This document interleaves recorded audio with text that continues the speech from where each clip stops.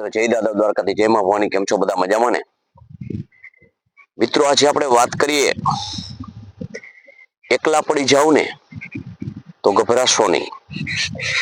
હંમેશના માટે સફળતા મેળવવી હોય તો એકલા હાથે જ મળે છે, અને નિષ્ફળતા પણ એકલા હાથે જ મળે છે. એમ સિંહાસન પણ એક જ ને મળે છે, અને મોત પણ એક જ ને જ મળે છે. મુક્તિ પણ એકને જ મળે છે, અને ઉન્નતિ પણ એકને જ મળે છે. મિત્રો, જીવનમાં હંમેશના માટે જ્યારે જ્યારે કોઈ એવી પરિસ્થિતિ તમારે નિર્માણ થાય ને કે તમે એકલા પડી ગયા છો, તો તમે જરાય ગભરાશો નહીં, ડરશો નહીં. કારણ કે વિશ્વની અંદર જેણે સિદ્ધિ પ્રાપ્ત કરી છે ને, એ મનોબળ, એ ઈરાદો, એ નિશ્ચય, એ લક્ષ્ય એક માણસે જ સાધ્યું હશે. ફોજ જબરજસ્ત હોય પણ હેલ્ડિંગ કરનારો એક જ હોય. એમ જો લક્ષ્યમાં જુદા જુદા થઈ જાય ને, તો તમે નિશાન સાધી ન શકો, સફળતા મેળવી ન શકો.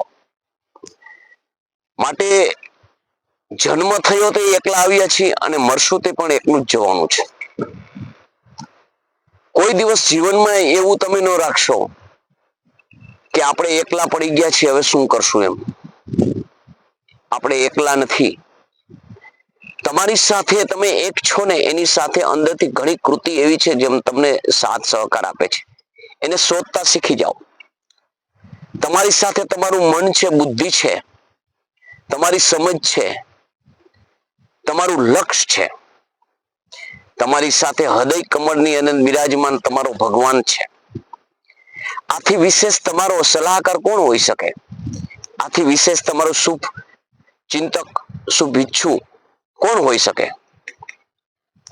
મિત્રો, જીવનમાં ઇતિહાસના પાનાની અંદર તમે જાશો ને, તો સફળતાની સીડી ચડી અને લક્ષ્ય સુધી પહોંચી, અને જેને સફળતાના મીઠા મધુર ફળ ચાખ્યા છે ને, જેને પહોંચવું છે, લક્ષ્ય સુધી પહોંચ્યો છે ને, એ એક જ માણસ છે. તમે વિચાર કરો ને તો તમને ખબર પડે કે તમે જ્યારે જ્યારે કોઈ પણ એવી પરિસ્થિતિની અંદર ફસાયા હશો ને, ત્યારે તમે એક અને એક તમારો ઈશ્વર, ભગવાન, ભગવતી, દાદા દ્વારકાધીશ, આ નામ અને રૂપ એક આવું એકની સામે તમે બેસી અને ચારે કોરથી નિષ્ફળ થયા છો ને, ત્યારે એને પોકાર્યો હશે કેને? તમારી અંદર બેઠેલો તમારો સલાહકાર, તમારો સાથી, તમારા દુઃખ સુખનો મિત્ર, અને તમારું મનોબળને દ્રઢ કરવા વાળો જે ઈશ્વર છે, એ જ તમને લક્ષ્ય સુધી પહોંચાડે છે. તમે ઘણી વખત એવું અનુભવ્યું હશે કે હું હવે આ નહીં કરી શકું, હું કેમ પહોંચી શકું? અરે બધું હવે તો કોઈ ચારે કોર અંધકાર દેખાય છે, ક્યાંય આશાનું કિરણ નથી. ત્યારે ક્યારે કિરણ આવશે, ક્યારે પ્રભાત થશે, ક્યારે સૂર્ય ઉગી ગયો હશે ને, એ તમને ખબર નહીં પડી હોય, કારણ તમે નોંધ નથી લીધી.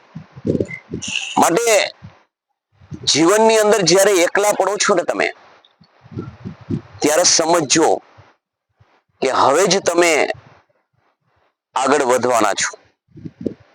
હવે જ તમારી પાસે ભગવાન કંઈક કરાવવા માંગે છે.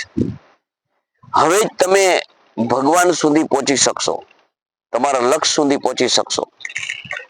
કોઈ પણ માણસે અત્યારે ખાલી જીવનલક્ષી કૃતિની અંદર કોઈ પણ આગળ ઉન્નતતાના શિખર ઉપર બેઠો હશે ને, એને તમે પૂછશો ને, એનો સંઘર્ષ જાણશો ને, એને સમજશો ને, ત્યારે તમને ખબર પડશે કે જે જીવનમાં જે જે કંઈ નોંધવા જેવું છે ને, એ એક વ્યક્તિએ જ કર્યું છે. રિલાયન્સના સ્થાપક ધીરુભાઈ અંબાણીને જુઓ, કે પછી તમે કોઈ આપણા ઋષિ મુનિઓનું જીવન આધ્યાત્મિક રીતે જુઓ, જે ઇતિહાસના પાનાની અંદર અંકિત થયા છે, સુવર્ણ અક્ષરે લખાયા છે, તે લોકો એકલા હાથે જ કર્યું છે. એકલા હાથે જ થાય તો જ એની કિંમત થાય. કારણ કે તમારી ભગવાને આપેલી શક્તિ કેટલી છે, તમારી બુદ્ધિની ક્ષમતા કેટલી છે, તમારી કૃતિ કરવાની પદ્ધતિ કેવી છે, એ જ્યારે સમગ્ર વિશ્વને દર્શન કરાવવા હોય ને, તો મિત્રો તમારે એકલા હાથે જ કરવું પડે. એટલા જ માટે કહું છું મિત્રો, કે જીવનમાં હંમેશના માટે યાદ રાખજો કે એકલા તમે પડો ને ત્યારે તમે ચારે બાજુથી નિરાશ થયા હોય, હતાશ થયા હોય, તમે ચારે બાજુથી તમને નકારાત્મક વિચારો, નકારાત્મક જવાબો મળ્યા હોય, ત્યારે મિત્રો સમજો કે તમે સફળતાના શિખર ઉપર ચડવું હોય તો એકલા હાથે અને એક અતૂટું જ ચાલવું પડશે. તમારા સાથે નહીં કોઈ ચાલવા વાળો હોય કે નહીં તમને માર્ગદર્શન આપવા વાળું હોય. કારણ કે જ્યારે એકલા તમે પડો છો ને મિત્રો, ત્યારે સહકારની વાત તો ત્યાં રહી, પણ જ્યારે એવી પરિસ્થિતિ તમે એકલા અટૂટા પડો છો, ત્યારે એવી પરિસ્થિતિ નિર્માણ થાય છે ને, તમે વિચાર કરજો કે ચાલવા દેવા માટે અવરોધરૂપ માણસો તમને મળશે, પરંતુ તમને સહકાર આપવા નહીં મળે. ત્યારે જ તમારા આત્મશક્તિથી, તમારી વિચાર શક્તિથી અને દ્રઢ મનોબળ કરી અને એક લક્ષ્ય તમારે જ્યાં પહોંચવું છે ત્યાં તમારી રીતે જ પ્રયત્ન તમારે કરવો પડશે. તમને કોઈ આવી અને પહોંચાડવાનું નથી, તમને કોઈ આવીને રાહ બતાવવાનું નથી, તમને કોઈ આવી અને સમજાવવાનું પણ નથી, પરંતુ તમે જે કંઈ એમાં ભૂલ થશે, જે કંઈ તમે એમાં પ્રયત્ન કરો છો, એમાં તમને અવરોધરૂપ આવવા વાળા અનેક આવશે. કારણ કે હવે જ તમારી કસોટી ચાલુ થાય છે, હવે જ તમારી જીવનની પરીક્ષા ચાલુ થાય છે.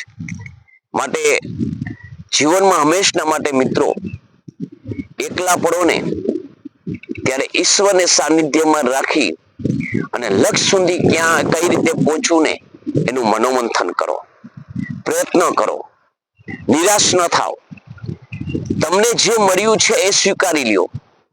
તમને જે તે થઈ રહ્યું છે તમારી સાથે, એ તમે તમારું જે ઈશ્વરે કંઈક કસોટી કરવા મોકલ્યું હશે એવું સમજી લ્યો.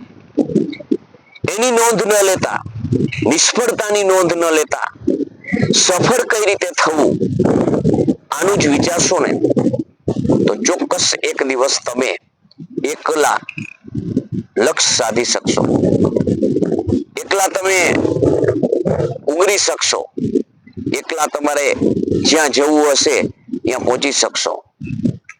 ત્યારે તમને ખબર ન પડતા તમે લક્ષ્ય સુધી પહોંચવા માટે જે અથાગ પ્રયત્ન કર્યો હશે, તમારો સમય ભૂતકાળમાં કેવો ગયો, કેવો આવશે એનું ન વિચારતા તમારે જે કરવાનું છે એના પ્રત્યે ધ્યાન દો ને, ત્યારે મિત્રો તમે એકલા હોય ને તો તમને ડર નહીં લાગે. તમને એકલા હોય ને તો તમને એકલા જેવું નહીં લાગે. કેમ કે તમે જે તમારી શક્તિ અંદર તમારા બેઠી છે, ભગવાનથી માંડીને બુદ્ધિ, મન, ચિત્ત, આ બધું તમે જે કેન્દ્રિત કરી લીધું છે, આ બધાને તમે એકી સાથે લક્ષ્ય સુધી પહોંચાડવા માટે તમે તમારા જીવનના સાથી બનાવી લીધા છે. પછી કોઈ પણ અવરોધ તમારી વચ્ચે કામ કરી કે તમને ચલિત કરી અને તમને ડગાવી નહીં શકે. તો મિત્રો ક્યારેય પણ તમે એકલા પડો ને, એવું જીવનમાં જ્યારે કસોટી તમારી શરૂ થાય ને, ત્યારે તમારા જીવનમાં એકલા ન સમજવા. તમે તમારા જીવનની અંદર મેં કહ્યું એમ કે તમારી અંદર ભગવાને જે અદૃશ્ય શક્તિ જે સ્થાપિત કરી છે ને એને જાગૃત કરો.